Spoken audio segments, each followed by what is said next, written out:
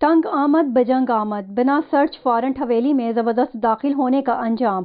S H O تھانہ دولت نگر، ایک اے ایس آئی سمیت 5 ملازمین پر تشدد۔ گجرات کے علاقہ دولت نگر میں بااثر افراد کا پولیس پر حملہ، مقدمہ درج۔ بااثر باپ بیٹے نے ایس ایچ او دولت نگر الطاف گوہر اور ایک اے ایس آئی اور 5 پولیس اہلکاروں کو ڈنڈے، بلے اور مکوں سے تشدد کا نشانہ بنایا۔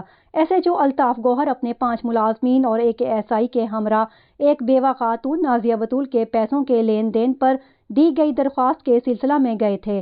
اس سلسلہ میں ایک نجی ٹی وی کی رپورٹ کے مطابق ملزمان کا کہنا ہے کہ ایس ایچ او نے بھاری نفری کے ہمراہ ایک معمولی درخواست پر ہماری حویلی میں بنا وارنٹ داخل ہوا اور ہمارے والد سے بدتمیزی کی، نازیبا گفتگو کی۔